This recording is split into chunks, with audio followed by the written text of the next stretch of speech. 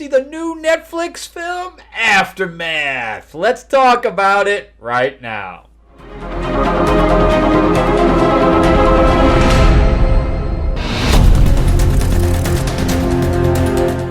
Welcome back to the channel, everyone. Thank you so much for spending time with me as we rant about movies, comic books, and television shows, as well as the occasional board game. I am your host, Frank Zanka. I'm an award-winning screenwriter, novelist, and comic book writer, as well as a filmmaker.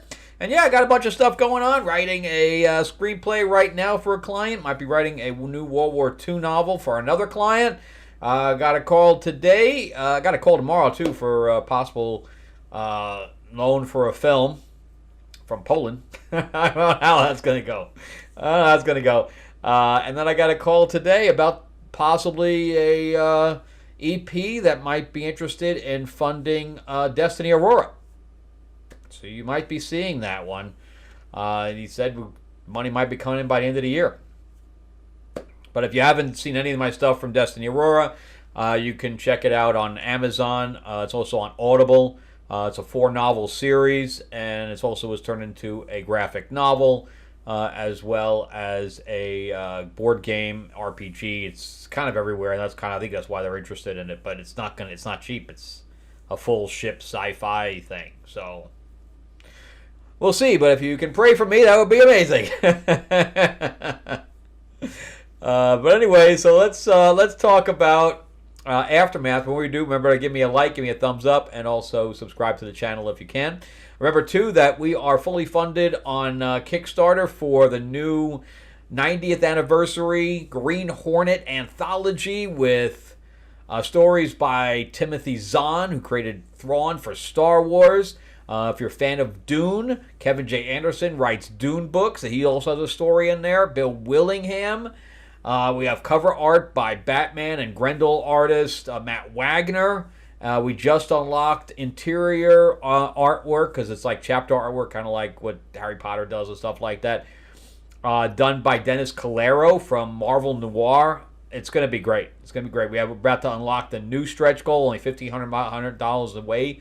And that's going to be a whole separate Dennis Calero cover that you can also order, or order instead, like choose or buy both. Also, just click the link in the description below. It'll take you right to the Kickstarter, or click greenhornetnoir.com. It'll take you there as well. And yeah, don't delay, because the signed copies are not going to be available anywhere. It's going to be more expensive after the campaign's over. There's only 10 days left, so do not delay. Jump in there now if you want a copy. All right, so let's jump into Aftermath. This is new on Amazon, on Netflix, not Amazon. I like little action things, and I am becoming a fan of Mason Gooding, which is Cuba Gooding Jr.'s son. I think he's got a lot of high energy. I've seen 2 movies with him already. I think 3, actually, right? So I think he was in both Scream movies, 5 and 6. And then I just saw the Heart Eyes killer thing, the Heart Eyes. In fact, I just walked in there to watch a scene. It's a fun movie if you haven't seen it, Heart Eyes. And I think it's because he has so much charisma. And now we get to see him in this playing a villain. So I was very interested to see him play a villain, and to see him do any kind of action. We really don't get to see any action in here.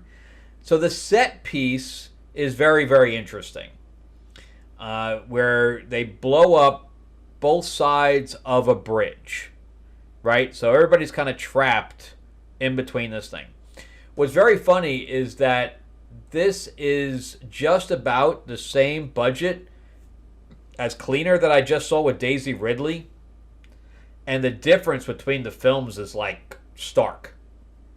It's a huge difference in the look, in the action, everything. I was pretty much glued to the screen for the Daisy Ridley one. I thought that the writing was of the villains and stuff like that was generally good.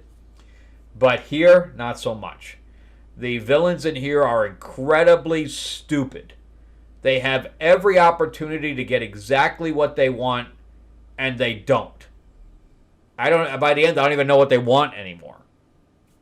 So this is directed by Patrick Lussier, who has directed quite a bit of stuff, but most of his stuff is like direct to video. He's not really a theatrical director. Like he's been directing for the last 25 years, from 2000. He did The Prophecy 3, Dracula 2000, Dracula 2000 Extended, Dracula 2 Ascension, Dracula 3 Legacy, White Noise 2, My Bloody Valentine, Drive Angry. I think Drive Angry was like one of the other few things that actually went to the theater. But again, it comes off as a low budget, you know. I think that was the first thing that Amber Heard ever even did. The Purge TV series, he did one episode there. So he's more of a direct-to-video guy, and that's how this comes off. Even though he's got this huge set piece to play with, which is, you know, them dodging between cars, but it's handled very, very poorly what I feel. They were supposed to take everybody's keys and then tie everybody to their steering wheel. But then you have people just walking around. Yeah, the guy with the winch didn't have the cuffs on. This other guy didn't have his cuff on. And they like messed this up galore. But it was written by Nathan Graham Davis, who hasn't. This is his first thing, and you can tell. Now, why they trusted a first-time writer with $25 million, I have no clue. But the writing in here is what destroys it. The writing is so bad, that it destroys the entire film. Why didn't they bring in somebody to rewrite this thing? I have no clue. It's almost like they went with a first draft and said, let's shoot. That's how it comes off.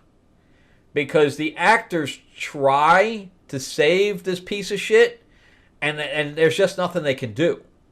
So you have Dylan Sprouse, which is, you know, Cole Sprouse's brother from Riverdale. They're the ones that did Sweet Life and the whole bit.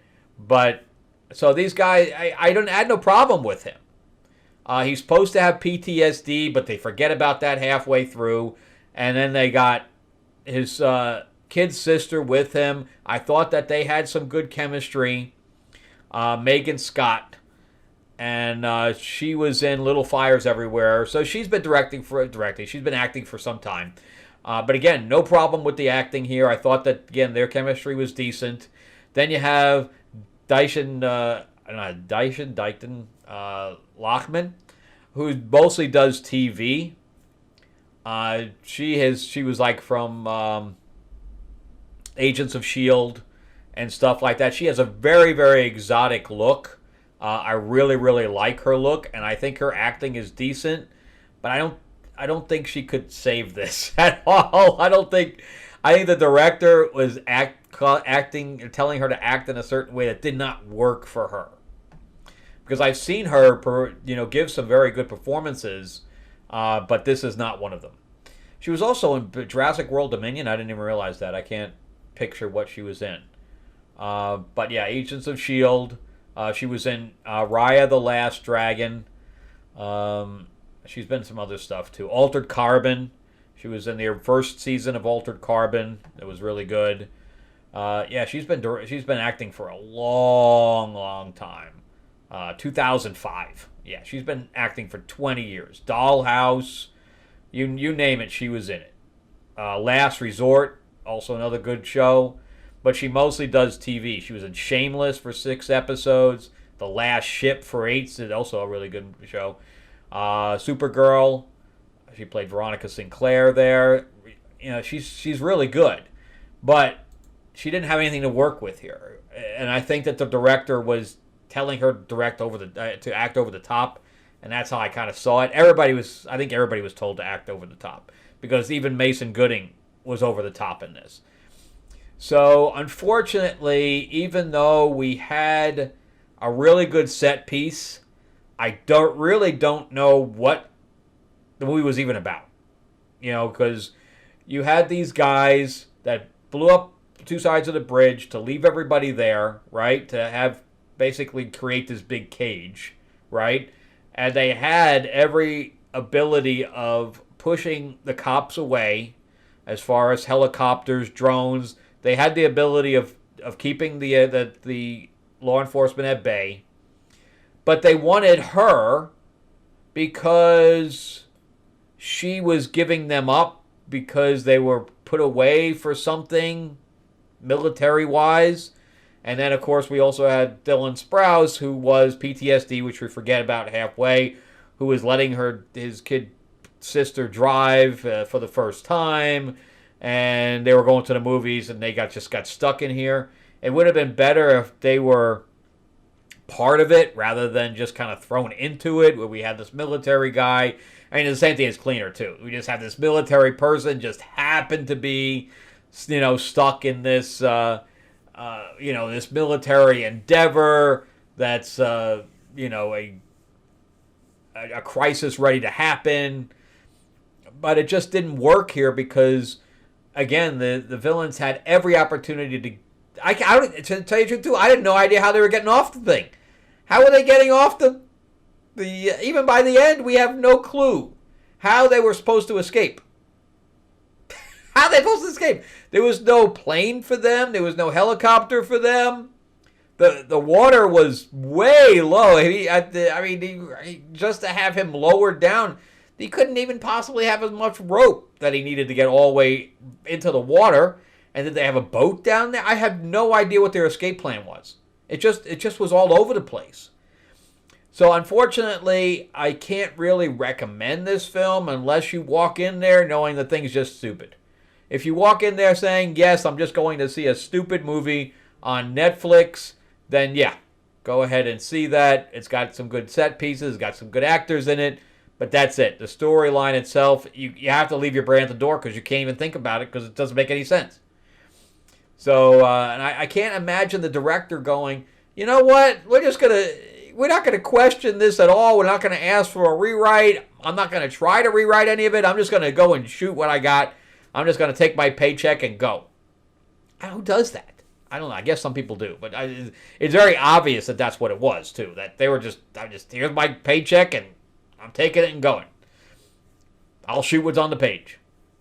It just doesn't make any sense, man. And to give $25 million to the script, I'm just like, I just don't get it. I just don't understand it. Anyway, from out of 10, I'm probably going to have to give this a 5. It's a very average film. I'm not going to give it below average because the set piece was pretty grandiose. And on top of that, when all of the cars were falling off the bridge, I thought that was pretty cool. And I like the actor. So just for that, I'll give it a 5. If not, it's more like a 4.5. It's average to below average. But that's it for me. Thank you guys so much for watching. Let me know what you guys think. Do you guys agree, disagree? Did you enjoy it? Did you not enjoy it? Is it really a 2? Let me know what you guys think. But I do think that Mason Gooding has a really good career ahead of him. I'm looking forward to see him doing additional stuff in the future. All right, remember to give me that like, give me that subscribe if you can. Also, if you can, jump into the Green Hornet 90th Anniversary Anthology and help us unlock that next stretch goal. It's going to be great. Go to greenhornetnoir.com or click the link in the description below. I will be going out of town next week. I'm not sure what kind of videos I'm going to be doing. I'm going to Gamma for the board game convention over there because I have my classic Monsters card game that I did with Mark Spears, and I am going to be looking for a new publisher for it, but we are going to print with it already, so if you want to jump in on that before I go to print, there's also a link to GameFound, which is we're in late pledge right now. Alright, I'll see you guys on the next episode. Thank you guys so much for watching, and have an awesome week.